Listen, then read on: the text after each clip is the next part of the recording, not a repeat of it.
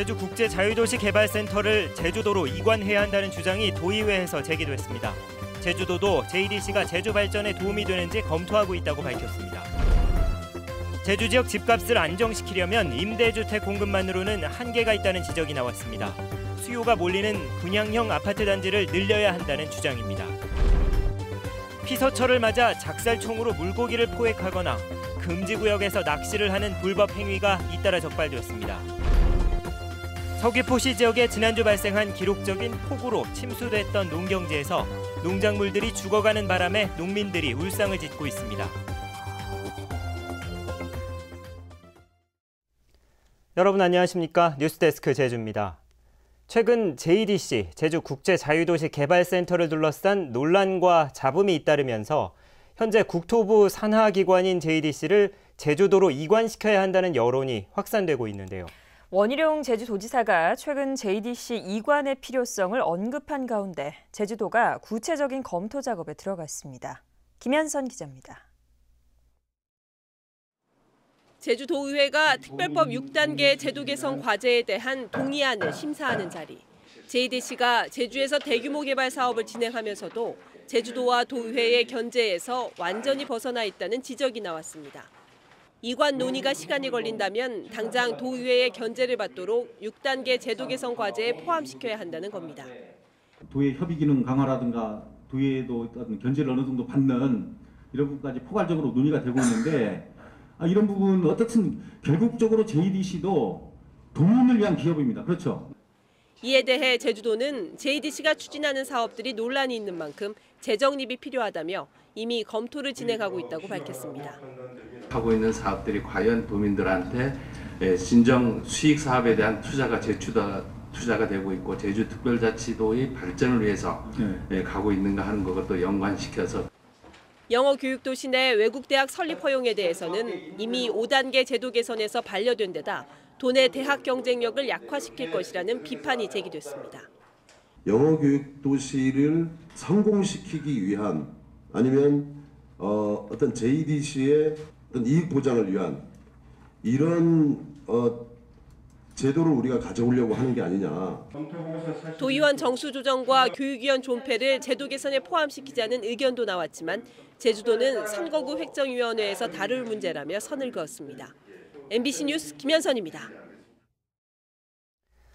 최근 제주 지역 집값이 치솟으면서 아파트를 분양받으려고 서류를 위조하는 사건까지 벌어지고 있는데요. 집값을 안정시키려면 아파트 분양 물량을 늘리고 분양가 상한제도 도입해야 한다는 전문가 조언이 이어졌습니다. 현재훈 기자가 보도합니다. 최고 300대 1이 넘는 기록적인 경쟁률을 기록한 제주 첨단과학기술단지의 아파트. 제주 지역에서는 5년 만에 분양되는 500세대 이상 단지형 아파트이다 보니 무려 3만여 명이 몰려들었습니다. 아파트값이 오르자 한 사람이 10여 채씩 사들이는 사례도 나타나고 있습니다.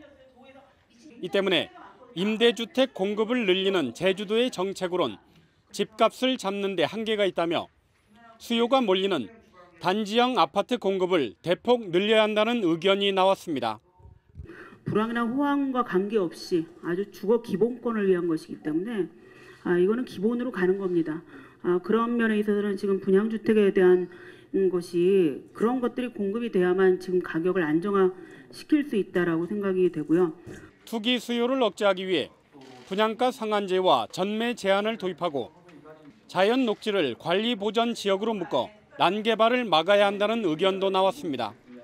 그래서 저는 관리 보전 지역 자체를 우리 특별법 개정을 해서 우리 도 전체를 대상으로 해서 등급 부여를 하고 가용지 분석을 해서 그렇게 되면 결국은 이 관리 보전 지역에서 주택 수요라든지 그런 부분들을 이제 수용할 수 있을 것으로. 국제자유도시를 구성하면서 여러 가지 유동적인 변수가 너무나 많습니다. 그렇기 때문에 일단 권한을 가져오자.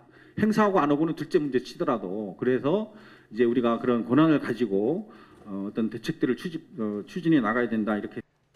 하지만 이 같은 대책을 추진하는 데에는 상당한 시간이 걸릴 수밖에 없어 과열된 집값을 잡기 위한 제주도의 단기 대책이 주목됩니다. MBC 뉴스 현재훈입니다.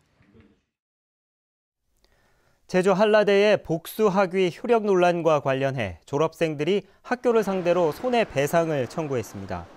한라대 졸업생 40여 명은 스위스 호텔 학교의 복수학위를 취득하느라 전공 수업을 제대로 받을 권리를 침해당했다며 제주지방법원에 손해배상 청구 소송을 제기했습니다. 한라대는 지난 2009년부터 스위스 호텔 학교와 복수학위 과정을 진행해왔지만 최근 본교 졸업장과 다른 데다 스위스 정부도 인정하지 않는다는 의혹이 제기됐습니다. 피서철을 맞아 해양 스포츠를 즐기려고 제주를 찾는 관광객들이 늘고 있는데요. 작살총으로 물고기를 잡거나 금지된 구역에서 낚시를 하는 불법 행위도 잇따르고 있습니다. 김항섭 기자입니다. 산호초 사이를 헤엄치던 잠수부가 작살총을 발사합니다. 스킨 다이빙을 하면서 작살총으로 물고기를 잡는 신종 스포츠인 스피어 피싱입니다. 스피어 피싱 동호 회원인 39살 이모 씨 등 2명은 비양도 앞바다에서 작살총으로 물고기를 잡았습니다. 이들은 도항선을 타고 한림항으로 들어오다 주민 신고로 해경에 붙잡혔습니다. 다금바리 같은 거 이런 종들이 좀 요즘은 아주 귀하지 않습니까? 그런데 그런 것들을 찹쌀로는 그 사람들은 얼마든지 잡을 수가 있거든요. 고기가 거의 자원들이 고갈된다고 지금 난리들인데 씨를 몰려보는 거나 마찬가지죠. 저렇게 보면. 이들은 작살총을 이용해 뱅에 덮는 물고기 20여 마리를 불법으로 포획했습니다. 수산자원관리법에 따르면 어민이 아닌 사람이 그물이나 낚시가 아닌 도구로 물고기를 잡을 경우 최고 1,000만 원의 벌금을 물게 됩니다. 동호 회원들이 검거된 사항은 없는 것으로 알고 있습니다. 일반인들은 많죠. 일반인들은 많은 걸로 알고 있는데 그 일반인 속에 동호 회원도 있을 것이고 그 신분을 얘기를 안 했을 뿐이지. 54살 고모 씨 등 2명은 제주해양 방파제 200m 해상에서 허가 없이 낚시를 하다 해경에 적발됐습니다. 해경은 항만 경계에서 낚시를 할 경우 충돌 사고의 위험이 있다며 주의를 당부했습니다. MBC 뉴스 김항섭입니다. 제주지방법원 허일승 부장판사는 대학 기숙사 신축 과정에서 뇌물을 주고받은 혐의로 기소된 제주국제대 교수 57살 박모 씨에게 징역 1년을, 건설업자 54살 이모 씨에게는 징역 8월을 선고했습니다. 박 씨는 국제대 총장 직무대리였던 지난 2012년 기숙사 신축을 추진하면서 임 씨로부터 청탁과 함께 2천만 원을 받은 뒤 경찰 수사가 진행되자 부동산 매매 계약금을 받은 것처럼 허위 계약서를 작성한 혐의로 재판에 넘겨졌습니다. 지난주 서귀포 지역에 내린 폭우로 피해가 잇따랐는데요. 침수됐던 농작물이 죽어가는 바람에 밭을 갈아엎는 일도 벌어지고 있습니다.